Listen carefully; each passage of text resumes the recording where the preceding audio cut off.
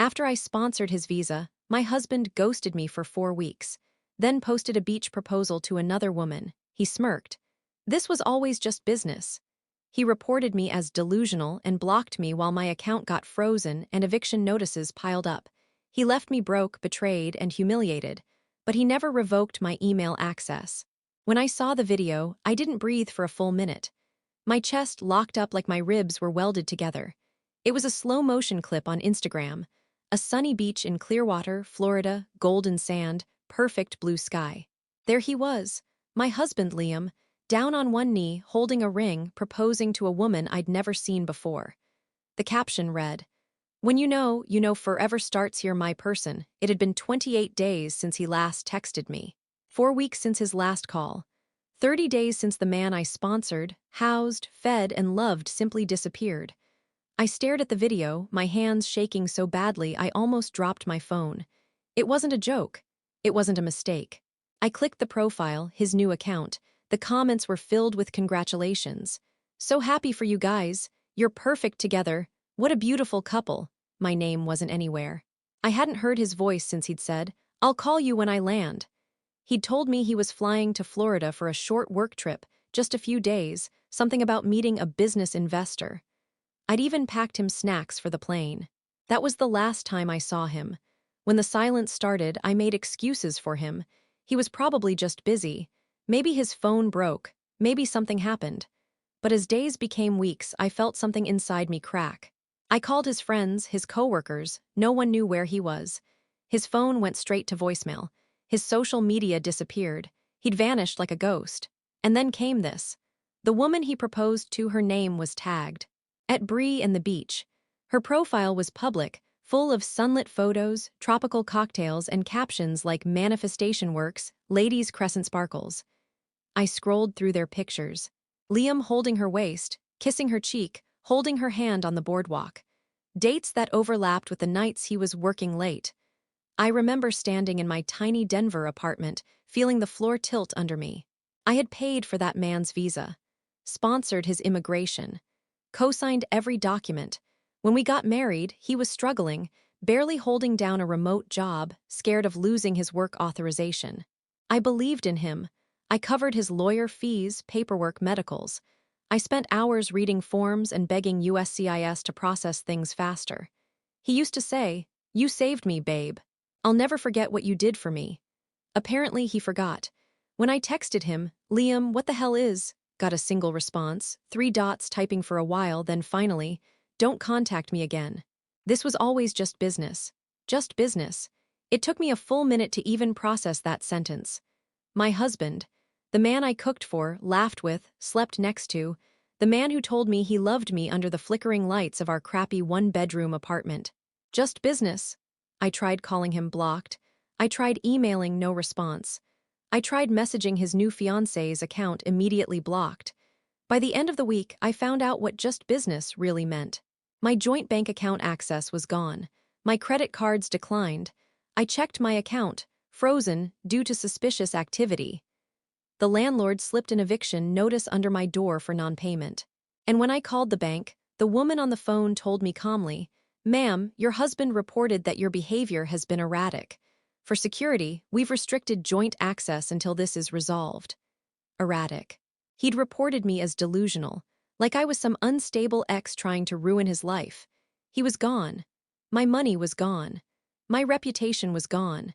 I sat on the floor that night, surrounded by eviction papers and old photos of our wedding day, his hand on my back, his smile, his promise.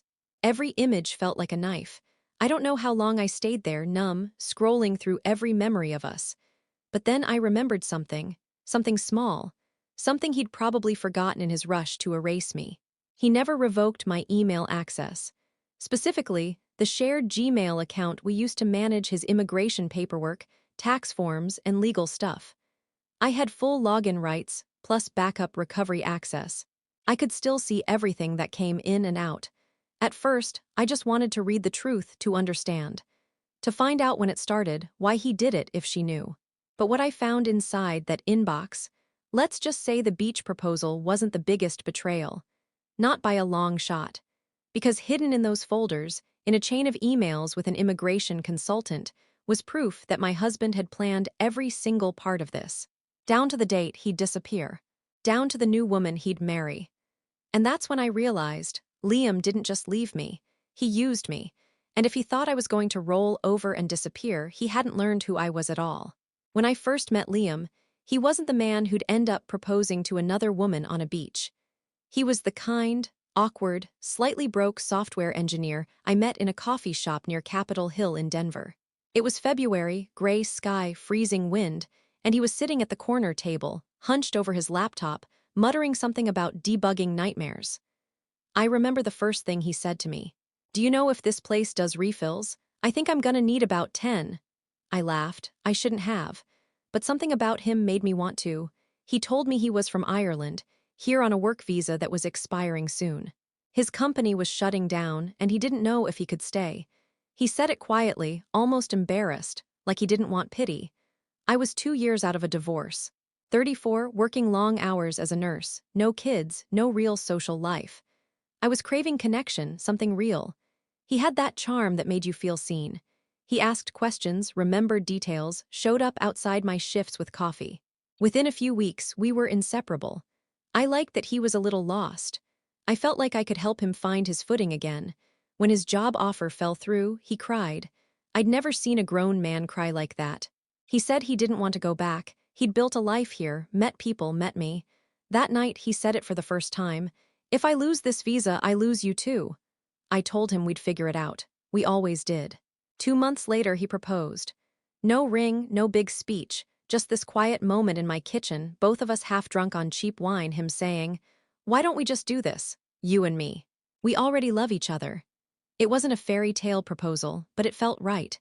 The next few months were a blur of paperwork, affidavits, forms, government fees. I took time off work to help him collect documents, print out chat logs, photos, lease agreements, all to prove our marriage was real. I paid for everything. Every last fee. Even the lawyer who coached us for the interview. He'd always say, "I'll pay you back once I get my new job, babe." He never did. But I didn't care at first. I was proud of what we built. When his green card got approved, we celebrated with takeout pizza and beer on the couch. He hugged me and said, "You're my anchor." I believed him. The first cracks appeared around our first anniversary. He got a new job, remote, better pay, longer hours. He started pulling away. Less affection, more excuses, late-night Zoom calls, weekend deadlines. At first, I blamed myself. Maybe I was too clingy. Maybe I'd become boring. He stopped saying we. Everything was I, then there were the little lies. Receipts from bars I didn't recognize. Perfume that wasn't mine. His sudden obsession with working out and whitening his teeth. The way he'd keep his phone face down when we watched TV. One night, I asked him straight out, "Are you seeing someone?" He looked at me, annoyed, and said, "Not everything's about you, Jenna. You need to stop being paranoid."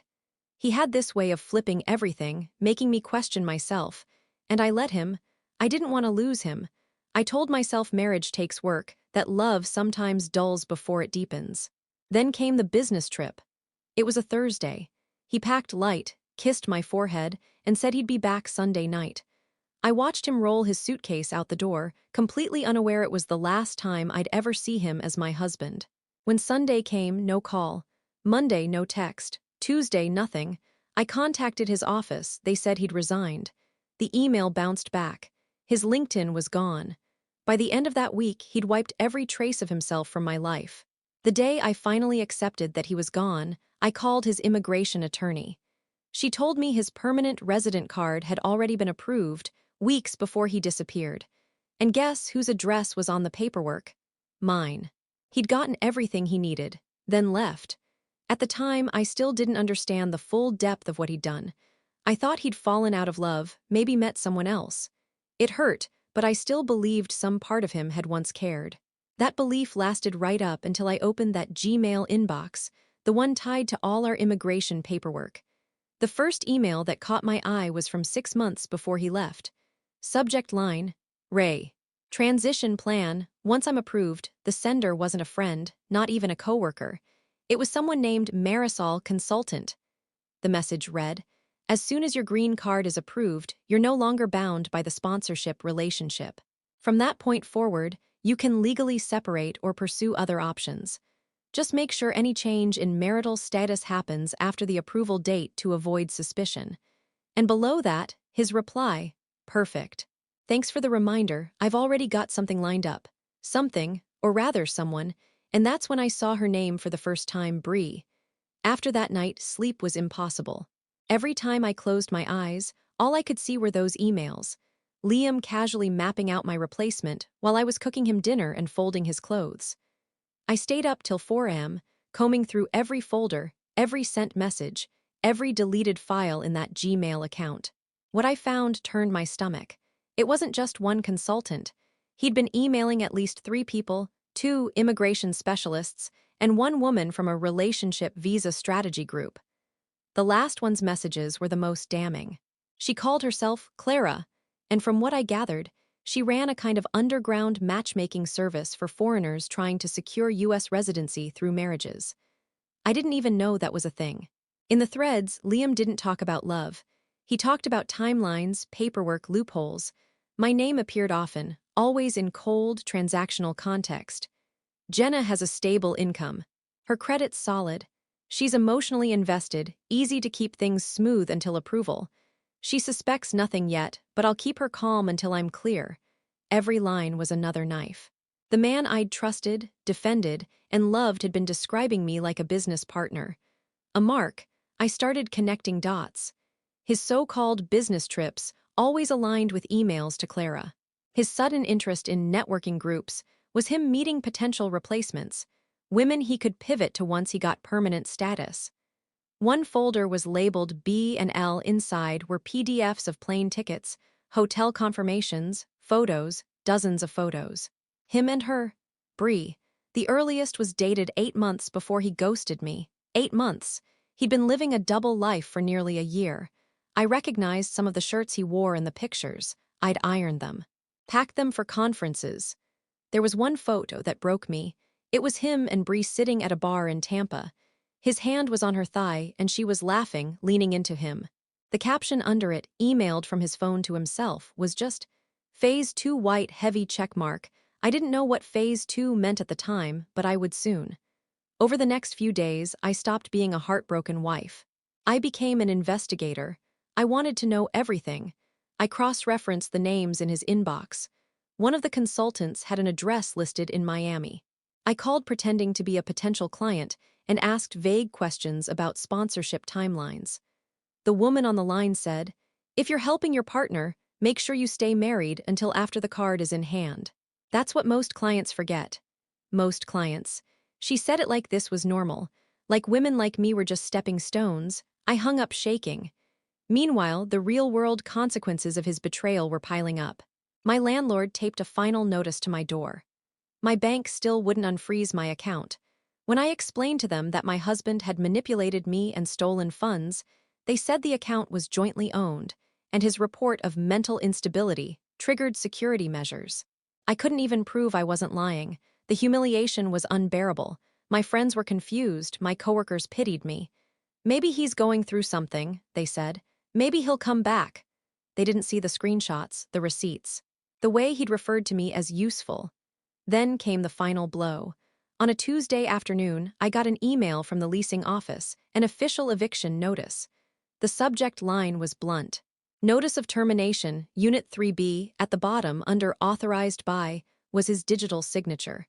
He'd logged into our shared tenant portal and terminated my lease. That was when something in me hardened. I stopped crying. I stopped begging. If he wanted to destroy me, fine. But he forgot who handled all his documents, who scanned every form, who created and stored every password in that Gmail account. And then I remembered something crucial. USCIS correspondents always used that same email as the point of contact. Meaning, every time his immigration lawyer or the government reached out, the copies went there. I still had access. And sure enough, a few days later, a message came in. It was from a government address. The subject, Case Review Request, Change of Marital Status Inquiry. Apparently, Liam had submitted a request to update his marital status. The email chain included notes from his lawyer, advising him to wait until the new marriage certificate is available. New marriage certificate. He wasn't just proposing to Bree. He was planning to marry her, officially, barely months after abandoning me. Except there was a problem for him. His status as a permanent resident was still conditional. It depended on the validity of our marriage for 2 years after approval. If the government found out his relationship with me wasn't legitimate, or if I reported fraud, his status could be revoked. I sat there reading those emails, shaking, smiling through tears, because I realized something Liam hadn't. He thought I was powerless, broke, evicted, forgotten, but he'd left me with the one thing that could destroy him. Proof. Proof that his marriage to me had been a sham, that his new engagement violated immigration terms, and that he'd used me like a stepping stone. And that's when I started planning. Carefully, methodically, because if this was just business to him, then fine. I was about to return the favor. Before I could act, I needed confirmation, something irrefutable that would hold up if I went to the authorities. Screenshots were good, but I needed a smoking gun, something that tied him directly to his fraud. So I started digging deeper. The Gmail account was just the surface. Liam had once given me access to a shared cloud drive for our documents, birth certificates, tax records, marriage forms, that kind of thing. I hadn't opened it since before he disappeared. When I logged in, the directory was still there, but something new caught my eye, a hidden folder called Tax 2023 Amendments. Inside were scan forms, W-2s, pay stubs, and something else. A joint tax return I'd never seen before, except this one wasn't filed with my name. It listed Liam O'Donnell and Brina Wilcox as married filing jointly. Filed 3 months after he ghosted me. At first, I thought it was a fake, maybe a draft. But then I saw the IRS submission ID stamped across the top. It was real. Somehow, he'd managed to file taxes with another woman while still legally married to me. That wasn't just fraud, it was federal fraud. I started shaking, not from fear this time, but from a cold, quiet fury that felt almost calm. He hadn't just left me. He'd rewritten reality. Still, one thing didn't make sense. How could he file taxes with her without my social security number popping up in the system? I knew for a fact that our previous year's return was joint. That's when I saw it, buried in one of a W-2 under my name but listing her address in Tampa, Florida. He'd rerouted my tax documents. I clicked through my email archives and found the IRS login reset requests. They weren't mine. Someone had accessed my account, changed the address, and rerouted all correspondence. That's why I hadn't received my refund. It had gone directly to her. He hadn't just taken my heart, he'd stolen my identity. The next day, I drove to the IRS office in downtown Denver. I sat there for hours, showing them my ID, my marriage certificate, my proof. The agent who helped me, a woman named Karen, gray hair, calm voice, looked over everything. Her eyes widened as she scrolled through the files. "This isn't just a domestic issue, ma'am," she said. "This is criminal. You need to file a fraud report immediately." She handed me a packet and gave me her card. "You'll want to talk to USCIS too. This could jeopardize his residency." That's when I smiled for the first time in weeks. Because that's exactly what I wanted. I left the office feeling something I hadn't felt since before the ghosting: control. But that control evaporated 2 days later when I got an unexpected knock on my door. It was a man in a navy blue jacket with process server embroidered on the chest. He handed me an envelope and said, "You've been served." Inside was a temporary restraining order, filed by Liam. The document accused me of harassment, stalking, and ongoing delusional behavior following the dissolution of a relationship. Attached were screenshots, fake ones, of text messages supposedly from me, threatening to ruin his life and expose lies. I'd never written any of them. There were even email screenshots claiming I'd hacked into his accounts, which, ironically, were emails I had every legal right to access since they were jointly registered. But he twisted everything, making it look like I was some bitter ex obsessed with revenge. At the bottom of the order was his address, in Tampa, the same one from the tax documents. And right beneath it, a note from his lawyer stating that he'd filed for annulment of our marriage, citing fraudulent intent by petitioner. Fraudulent intent. As in me. He wasn't just trying to erase me emotionally or financially. He was trying to rewrite the narrative so that I looked like the scammer. I remember standing in my half-empty apartment, holding that paper, laughing out loud. The kind of laugh that comes from pure disbelief. He was playing offense. I'd underestimated him. But as I stared at his address, something clicked. There was a return contact email listed under his attorney's correspondence, and it wasn't the same one I knew. It ended with @wilcoxenterprises.com. Wilcox, Bree's last name, I looked it up. It was a small but registered business, something about real estate consulting and international relocation partnerships. I dug further and nearly dropped my phone. There were old posts online showing Bree standing in front of banners that said, "Helping global citizens find love and opportunity." She wasn't just his fiancée. She was one of them. She was part of the same matchmaking network that had connected him to women like me in the first place. She wasn't his victim. She was his partner. They'd been running this together. The fake romance, the immigration scheme, the identity theft, it was all part of something bigger, a system, and I'd been one of their projects. And as that realization sank in, I understood what Phase 2 meant. Phase 1 was using me to get his permanent residency. Phase 2 was marrying Bree, his co-conspirator, to legitimize his new status and expand the scam. But they hadn't planned for one thing: me still having access to that Gmail account. Because hidden deep in those messages, I had not just proof of fraud, but proof of their entire operation. And if they thought filing a restraining order would silence me, they were about to find out how wrong they were. When I got back from court that day, with the restraining order still warm in my hand, I wasn't scared anymore. I was done being the victim in his story. I sat down at my kitchen table, opened my laptop, and started a new folder on my desktop. Project Cleanup.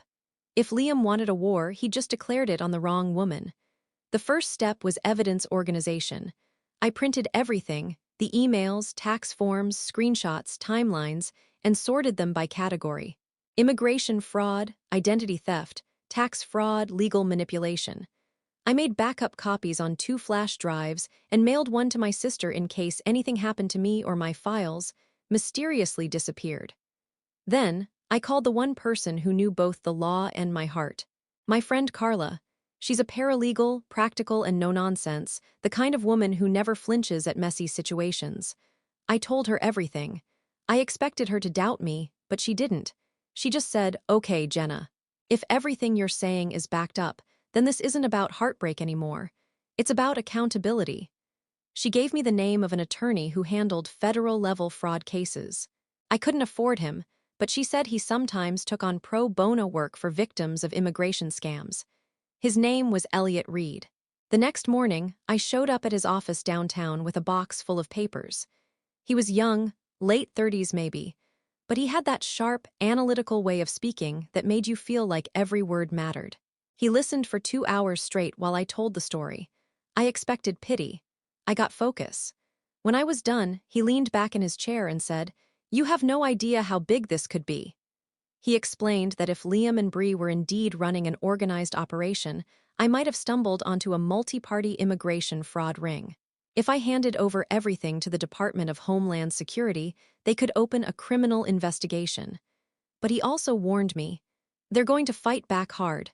They'll gaslight, threaten, even try to discredit you. You have to stay quiet until we have an airtight case." I nodded. I was ready. Over the next week, we worked like a team. I forwarded him everything from that Gmail account. He found multiple clients listed in Liam's emails, other women across the country whose names I didn't recognize. Women who had helped partners with visas, only for those partners to vanish soon after. It wasn't just me. It was a pattern.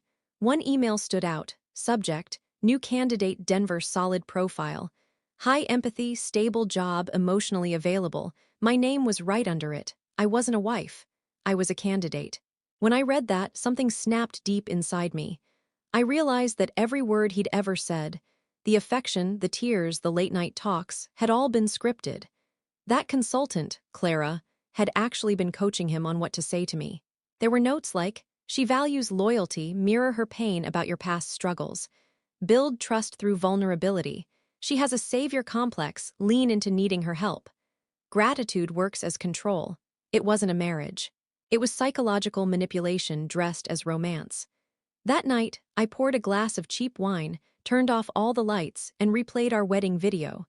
Watching his face as he said his vows, I realized he wasn't nervous. He was acting. But now the act was over. Once Elliot had everything, he told me to hold off on contacting any authorities myself.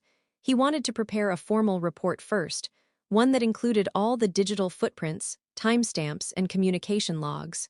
He said he'd also reach out to an investigative journalist he trusted in case the authorities dragged their feet. While he worked on that, I started preparing my own line of defense. Because even though he'd filed that restraining order, I knew he was still keeping tabs on me. I saw his new Tampa lawyer copy-pasted into spammy, cease and desist emails that kept showing up in my inbox, warning me not to defame him online. They wanted me scared, quiet, frozen. They didn't know that while they were trying to silence me, I was quietly collecting their words. Every new email was a breadcrumb leading straight back to them. One night, I logged into the Gmail again to check for new messages, and that's when I found something new. A draft email never sent. It was from Liam, addressed to Bree. "We need to handle Jenna soon. She's sniffing around and I think she's got that lawyer involved. Make sure all our stuff looks clean. Delete everything after next week." It wasn't the words that hit me hardest. It was the date, drafted 2 hours earlier. He was active, watching. He knew I was digging. And for the first time since the betrayal started, I felt a flicker of fear. If he was willing to defraud me, steal my identity, and file fake legal claims, what else was he capable of? But fear or not, I wasn't backing down. I copied the draft, sent it to Elliot immediately, and added one final line at the bottom. He's not going to get away with this. Over the next week, Elliot quietly reached out to DHS and the IRS Criminal Investigation Unit. He submitted a full report under my name, complete with the evidence tree I'd built. It was a waiting game now. And then, just when I thought the tables were finally turning, something unexpected happened. The Gmail account, the one lifeline connecting me to all their secrets, suddenly locked me out. Password changed 2 hours ago. I tried every recovery method. Nothing worked. They'd finally found the breach. And that's when the second twist hit me. Because the next morning, I woke up to find my phone lighting up with messages from unknown numbers, screenshots, snippets, things from my private emails. They had turned it all back on me. The hunter was suddenly the hunted. The morning it started, I thought my phone was glitching. Notifications kept popping up faster than I could swipe them away. Instagram, Facebook, email, even old work contacts. My inbox was flooding with messages that didn't make sense. Screenshots of emails I'd written, cropped in strange ways. Out-of-context texts. My face on fake Twitter accounts with captions like, "Obsessed ex-wife exposes herself as stalker." It took me about 30 seconds to realize what had happened. Liam had hacked me. He'd taken every private message, every photo, every late-night email where I poured out my heartbreak, and twisted them into something else. He'd built a digital monster, me as the villain of his story. And it worked. People believed it. The comments under one of the posts made my blood run cold. "Is this the nurse from Denver? Damn, she sounds insane. No wonder he left, she's dangerous. This woman needs help." He'd crafted a perfect narrative that I was an unstable ex-wife stalking him and his new fiancé. And because of that restraining order he'd filed, the story fit neatly. Within hours, my hospital supervisor called me into the office. HR had received concerning reports about my behavior online. They said it might be best if I took some personal time. I wanted to scream. Instead, I handed over my ID badge, smiled through gritted teeth, and walked out. On the bus ride home, my hands were shaking so hard I could barely hold my phone. I texted Elliot, "They're trying to destroy me publicly. I'm losing everything." He called right back. "Stay calm, Jenna. They're escalating because they know they're cornered. We're close. Just keep every screenshot, every post.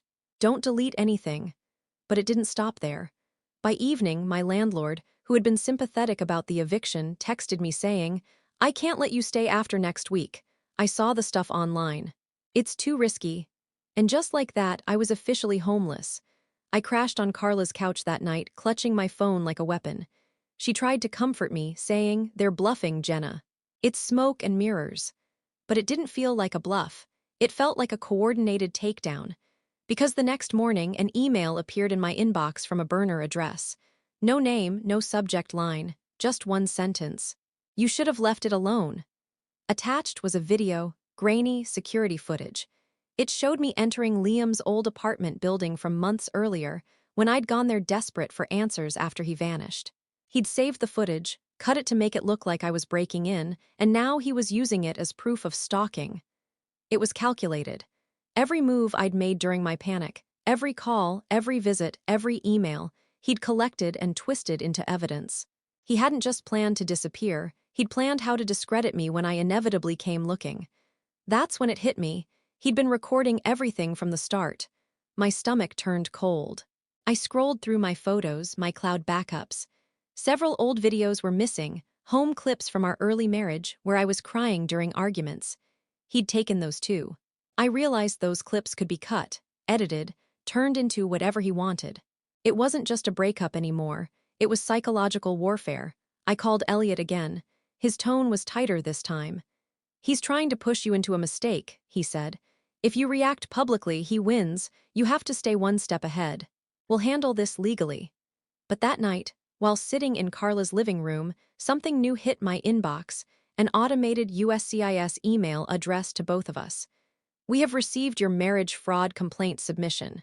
Case under preliminary review." I froze. He'd filed a marriage fraud complaint against me. The audacity. I opened the forwarded message from DHS that Elliot had sent me earlier in the week. My complaint was still pending, waiting for verification. But somehow, Liam's claim had landed first in the system, flagged as duplicate filing under review. That meant both sides of the story were now being investigated. If they believed him, my credibility would be gone, and his status would stay intact. I didn't sleep that night. I sat by the window, watching Denver's skyline glow and fade, my mind looping through every word, every photo, every lie. And then I remembered something small but potentially devastating to him. Months ago, when we were still married, Liam had asked me to help him upload files to a private drive for his side clients. He said it was freelance coding work. I'd created the folder structure myself and linked it to the Gmail. But what he didn't know was that I'd backed up the drive locally on my old external hard drive, just in case he lost anything. That drive was sitting in a box in my closet. At 3 a.m., I plugged it in and started opening folders. Most of them were innocuous, software licenses, invoices. But deep in one subfolder labeled INVOICS 2022, I found an Excel sheet that didn't fit. It wasn't financial, it was a roster. Names, cities, dates. Each name had a note beside it. Phase 1 approved. Phase 2 pending relocation. Phase 3 engagement. There were at least 12 names, 12 women, and beside each one a corresponding foreign name, mostly men from Ireland, the UK, and South Africa with checkmarks beside status. Adjusted, it was a catalog. Every woman had been someone's sponsor. Every man had gotten his papers, and at the bottom of the list under next candidate, it said, Maya H. Seattle Target 2025 Q2. They were still active. I sat there in silence, staring at the screen, realizing I was looking at evidence of a full-scale human fraud operation, disguised as love stories. That was the moment fear turned to purpose. Liam and Bree had spent months trying to erase me. But now, I had the weapon they didn't know existed, a drive full of their victims, transactions, and timelines. And I knew exactly what to do with it. I wasn't going to run or hide. I was going to burn their entire empire down, piece by piece. Before Elliot even opened the external drive, I already knew something was rotten at the core of all this. But I didn't know how far it went. He asked me to bring everything to his office, and as soon as he started scanning the files, his whole demeanor changed. He wasn't just looking at a fraud case anymore. His jaw clenched and he said quietly, "Jenna, this isn't just a scam, this looks like trafficking." At first, I didn't understand. "These guys aren't just marrying women for papers," he continued. "They're being placed. Each marriage has a phase completion report tied to it, like it's part of a system. Someone's funding it, someone's coordinating it." He scrolled through the Excel sheet, opening hidden tabs. Some cells had payment logs, transfers marked consulting fees, all around $15,000 to $25,000. The senders' names were mostly the same. Wilcox Enterprises LLC, Bree's company. She wasn't just involved. She was the bank. The emails between Liam and Clara now made a horrifying kind of sense. Clara wasn't just a consultant, she was a recruiter. And Liam, Bree, and a few others were running an operation where men in visa limbo paid to be paired with American citizens desperate for love, often women like me, empathetic, lonely, financially stable. They didn't just scam for papers, they monetized emotions. Elliot sat back in his chair, shaking his head. This is one of the most predatory systems I've seen. They target people who are vulnerable, not poor but emotionally isolated. You fit their exact demographic. That word hit like a slap. Target. I thought of every detail now, every coincidence that had seemed romantic at the time. How Liam met me in that coffee shop right after his visa was about to expire. How he'd known details about my shift schedule before I even told him. How he said all the right words, the kind that cut straight to the wound left by my divorce. None of it had been coincidence. They'd profiled me. It was horrifying to realize that I'd been groomed, not in the traditional sense, but emotionally, methodically, for financial and legal utility. Elliot found something else that froze me. There was a folder labeled Phase 3 Termination Protocol. Inside were message templates, cold, sterile outlines of how to end things once the visa was secured. Week 1. Establish emotional distance, use stress or work excuses. Week 2. Cease physical contact, create plausible reason for temporary separation. Week 3-4. Execute disappearance. Block all contact. File fraud claim if necessary to protect legal status. I couldn't breathe reading that. Every line mirrored what Liam had done, step by step, like he'd been following a playbook. And then there was the worst part, the notes at the bottom. If subject resists or threatens exposure, initiate smear defense. Mental instability narrative preferred. Works best with female sponsors, especially healthcare workers, stress profession. Evidence fabrication advised. Restraining order plus selective screenshots. They'd planned the delusional X angle from the beginning. It wasn't reaction, it was protocol. That's why Liam filed the restraining order. Why the fake texts and the hacked social media campaign started. It wasn't desperation. It was procedure. It was all designed to silence me. I felt sick. I kept hearing his voice saying, "You saved me, babe," and realizing it wasn't gratitude, it was calculation. He didn't choose me because he loved me. He chose me because I was the perfect type of victim. Elliot kept reading through the drive, piecing together the structure. The money flowed from foreign accounts through Wilcox Enterprises. The men paid Bree, she paid consultants. And those consultants recruited women like me through manipulated dating encounters. Once the marriage was secured and the status adjusted, the husband disappeared, and the operation recycled with new recruits. Each victim's emotional devastation was just collateral damage. By the time Elliot finished explaining it all, my hands were numb. I couldn't even cry anymore. He looked at me and said, "You understand what this means, right? If we go forward, this becomes federal, witness protection level serious. They will come for you." I nodded. "Let them." He exhaled slowly, studying me. "Then you need to be ready for the fallout. Because people like Liam don't operate alone. He's connected to a network that doesn't like exposure." I went home that night, sat in the dark, and opened one last file from the drive. It was a PDF, half corrupted, named Profile 2019J. Inside was my file. It listed everything about me, my birthday, my salary, my hospital, my divorce record, even notes about my personality. Empathic, forgiving, high guilt response, moderate insecurity ray, aging and relationships. It was dated 3 weeks before I met him in that coffee shop. I was never a random encounter. They'd studied me, chosen me, and inserted him into my life. He wasn't my soulmate. He was my assignment. That was the cold, horrifying truth. And once that realization fully hit, the fear I'd been carrying burned away completely. Because there's only one thing more dangerous than a victim, someone who knows exactly how she was made one. That night I drafted a new email, not to Elliot, not to law enforcement. To her, "Bree, you think you're untouchable, but I've seen everything. The rosters, the accounts, the scripts. You built this empire on women like me. So here's your warning. I'm done being your collateral. The next time you hear my name, it'll be from the people kicking down your door." And for the first time in months, I pressed send with steady hands. Because now I knew what he'd done, why he'd done it, and what it would cost him. When Elliot finally looked at me across his cluttered conference table and said, "They'll come for you," he didn't mean it in the cowardly way I'd first assumed. He meant it literally: federal agents, subpoenas, asset seizures. Not because I wanted headlines, but because that's what it took to stop people who ran on scale and paperwork. They didn't fall apart because they were cruel. They fell apart because the bureaucracy they used as armor couldn't protect them when the right people started pulling threads. We moved fast. Elliot filed criminal referrals with DHS and the IRS Criminal Investigation Division the same week. He included everything I'd found: the spreadsheet, the draft emails, the tax filings with Bree's signature, the payment records, the termination protocol. He also gave them the copies of the external drive and the Gmail threads. Carla worked through nights, identifying the plaintiffs listed in those files and calling them, one by one, to see if they would corroborate details. Some were still raw and ashamed. Others had already felt the shockwaves of the same ghosting and smears I had. Once you start matching names, patterns form like constellations. The constellation pointed straight to Tampa and to Wilcox Enterprises.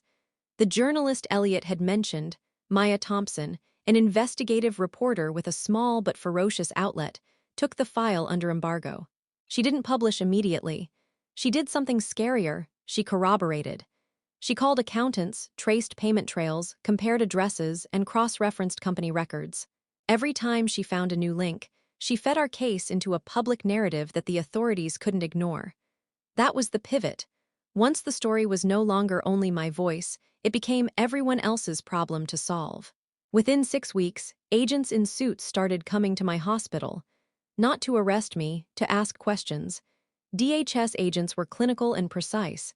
The IRS asked for financial records. The local prosecutor wanted to know if I'd be willing to testify. I said yes to all of it because the alternative, silence, was what they had banked on. Liam and Bree had built contingency plans. Fake texts, doctored screenshots, a fake restraining order that the Tampa lawyer filed to make me look unstable. When the agents interviewed them, their faces didn't contain the confident, suave smirk from Bree's beach videos. They were tight, rehearsed, and eventually inconsistent.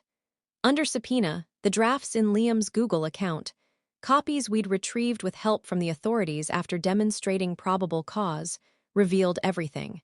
The same draft email to Bree telling her to delete everything was the smoking gun that undid his whole story. Publicly, it detonated. Maya's exposé came out on a rainy Tuesday: matchmaking, marriage money. Inside a visa fraud ring. The headline, named Wilcox Enterprises, included redacted but unmistakable excerpts from the roster and mapped the money trail to accounts that had been used to funnel consulting payments. The piece quoted several women who'd been left in ruins. Comments flooded in, people shared Justice for Jenna posts, and the hospital's HR department had to eat its earlier cautionary words. The delusional X narrative evaporated when a federal grand jury returned an indictment that listed counts for conspiracy, wire fraud, identity theft, and aggravated immigration fraud. The restraining order Liam had used to blackmail my world was dismissed shortly after the indictment. The judge read the evidence in the public docket and called the order a tactical misuse of family court processes. Liam's annulment petition, filed to erase the legal record of our marriage, was rejected when Broward County found that the marriage he'd later claimed was fraudulent actually bore signatures from timelines that matched our shared files and the emails his own drafts had referenced. In short, the court saw through the smoke. I testified twice. The first time, I had to sit in a glass-walled conference room while agents played recorded calls and scrolled through the spreadsheet on a projector. I described the way he'd said, "You saved me," how many times he'd asked me to print forms, the way he'd smiled in our wedding video like everything was real. The second time was in open court. I listened while prosecutors laid out the mechanics of the scheme, how candidates were recruited, how payments moved, the template used to gaslight sponsors into silence. I didn't shrink. I described the spreadsheet, read the line that said Phase 3, Termination Protocol, and watched the jury's faces go from skeptical to horrified to resolute. The best kind of revenge isn't petty, it's practical. It's when the system you trusted actually turns and works for you. The IRS froze the accounts tied to Wilcox Enterprises. Federal agents executed search warrants on 2 addresses in Tampa and 1 in Miami. They seized laptops, phones, tax files, and a safe in Bree's office full of contracts, receipts, and passports. Within months, Bree and two accomplices, Clara the recruiter and the Tampa lawyer who had rubber-stamped their paperwork, were indicted alongside Liam. The charges were heavy, the evidence stacked. The spreadsheets, the bank transfers, the drafted emails, our digital footprint had become their legal noose. There was a moment I'll never forget. I was in a room with Elliot and Carla when the lead agent called to tell us that Bree had been arrested at her condo. The agent was blunt and unexpectedly human. She had a surprised look. Not like she didn't know this could happen, more like she didn't believe it would. Carla burst into a laugh that was part sob. I felt the same brittle relief. The people who had weaponized procedure and paperwork to ruin lives were suddenly the ones being processed by officers. As the wheels of justice turned, my life slowly reassembled itself. The bank that had frozen my account removed the hold after federal investigators attached a notice to the case proving my non-complicity. The landlord rescinded the eviction, partly because the court documents showed the restraining order and the farce around it, partly because, when the judge wrote that the restraining order was tactically filed, nobody wanted to be on the wrong side of that precedent. My hospital quietly restored my position and apologized. No press statement, just an internal note and a check to cover the missed wages while HR had panicked. I used some of the restitution funds recovered from seized accounts to pay off what the scheme had cost me, and to help several of the other women who'd been listed in the roster get flights home or emergency housing. The trials were messy and public. Bree tried to play ignorance. I only connected people. I didn't know the rest. But the evidence showed account transfers, coaxing scripts, and an organized calendar. Liam sat through his arraignment with that old, familiar smirk, as if still betting the world was theater and he could improvise his part. At sentencing, when emotions were allowed to surface, he looked small and tired. The jury didn't laugh. They convicted. After the convictions, the legal machinery ensured practical consequences: revoked residency status for Liam, lengthy sentences and fines for the ringleaders, and a forfeiture of assets tied to the scheme. I sat through part of the restitution hearing and watched the judge direct seized funds toward victim compensation. That, more than any tweet or victory lap, felt like justice. Not revenge in the malicious sense, but the rebalancing of what they'd taken. People sometimes ask if I felt vindicated seeing them in handcuffs. Truth is, the image that burned into me was simpler. Bree in the dock, no filters, no beach backdrop in Liam's face, drained, absent that old practiced charm. It was never a cinematic moment of triumph. It was confirmation. The person who'd called our life just business was now facing the business end of the law. The personal healing was quieter. I slept without waking from the same knot of panic. I moved into a new apartment paid for by victim compensation and a small trust set up by my sister. It was tidy and mine, not a staging area for someone else's scheme. Therapy helped me unpack the betrayal. How easily someone you know can become the architect of your ruin. I started a small support group at the hospital for people who had been targeted by fraud or domestic exploitation. It felt like rearranging the wreckage into something useful. People kept asking, would you do it differently? Would I have never sponsored him, never trusted? In the cold logic of it, maybe. But the warmth of the memory of who I was before, who I was when I believed love could be ordinary and good, made me answer honestly. No, I wouldn't erase my willingness to help. I would, however, never let that kindness be weaponized again. On the day the final judgments were entered, I walked past the courthouse steps and paused. A woman in a sharp coat turned to me and said, "You did good." I almost cried. I said, "We did," because I hadn't done it alone. Carla, Elliot, Maya, the agents, people who had refused to accept the story Liam wrote, had all turned the page. He wanted business. He took my life as if it were a ledger item. I closed the laptop on that chapter and opened a new one where the only items on my balance sheet were mine to keep. Dignity rebuilt, work I loved, friendships that were true, and a small bank account with a little more in it than before. He said this was always just business. He was right, only he'd misread which books were open for auditing.